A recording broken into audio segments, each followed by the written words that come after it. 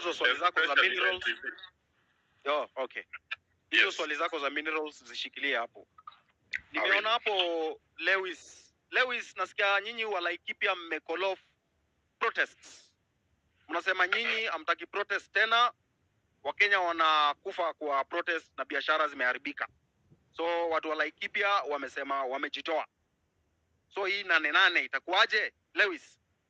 Yes, how are you? I've also seen the videos. They found me by surprise. Hakuna mtu wa Laikipia amesema tunaacha maandamano. The people who met today, personally I don't know any of the people on that video, but I've seen there are guys who know them.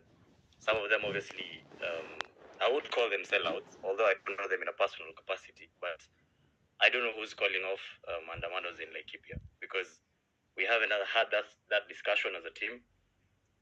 Nobody has, it hasn't reached my desk at the very least. So 8-8 tuko sawa. We're still on. So wewe ulikuwa umeshikwa sometime na DCI wa Laikipia, sio? Ilikuwa na Nyuki? Yes. Nini shida ilikuwa nini?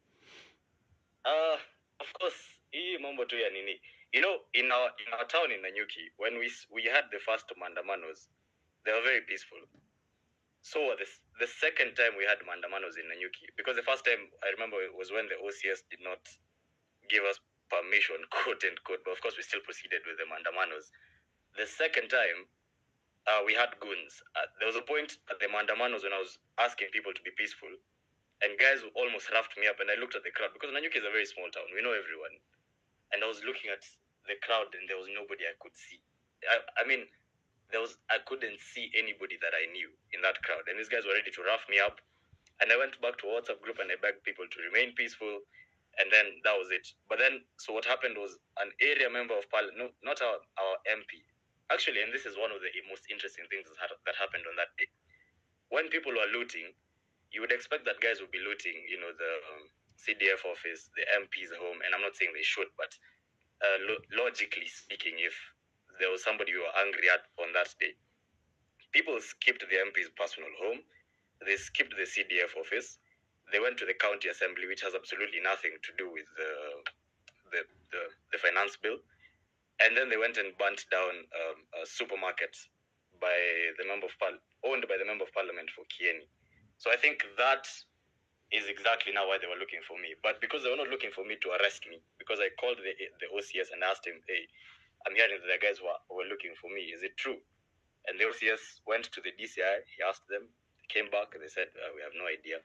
So even when they were looking for me, I'm not sure if they had any good...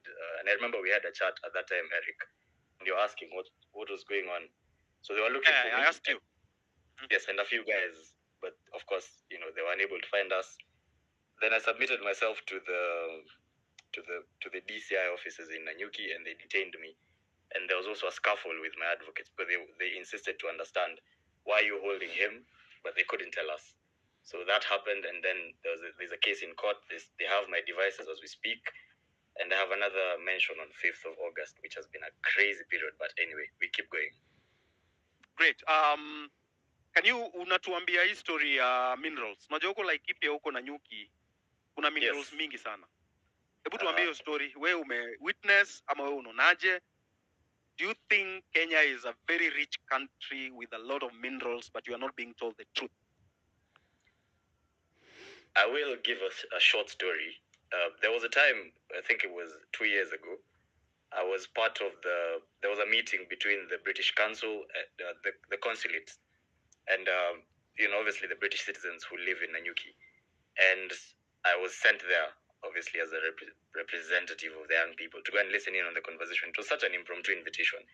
So I showed up. I had no idea what this conversation was about. And one of the things that truly, truly irked me was that when I went to this meeting, I could hear, before I even get to the point of minerals, just to understand the idea or the thought process with which our land is held in Nanyuki. And obviously, I'm not asking anybody to go into Union's Ranch. I remember one of the points that was raised as a key pain point by the British citizens was that they were bemoaning the encroachment of private ranches by the pastoralist communities, which was one hell of a statement, to be fair, because what do you mean the pastoralist communities are encroaching on private ranches.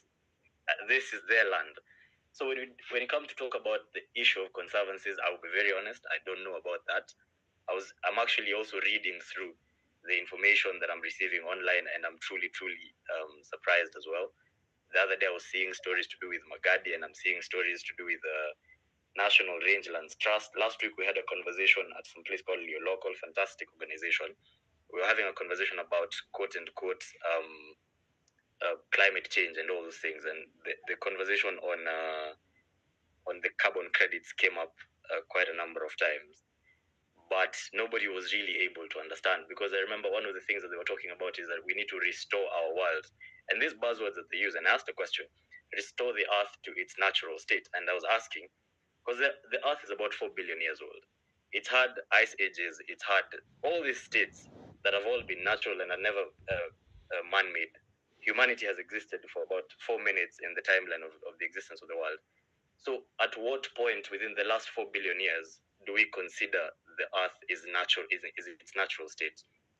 And why then do we think that humanity as an existence is not nature's way of even expressing its own evil side? So the idea that humanity is separate from the world in itself, and that we're external observers of the world that we live in, is one really, really interesting concept that I struggle to understand, even as we discuss issues to do with conservation, we discuss issues to do with minerals. So on minerals, I must admit, I don't know enough to respond to that question, but on the mindset that underscores, or the underlying mindset around land ownership and conservancies and all those things, it's quite it's a madness in Laikipia, I would say. All right, thank you very much.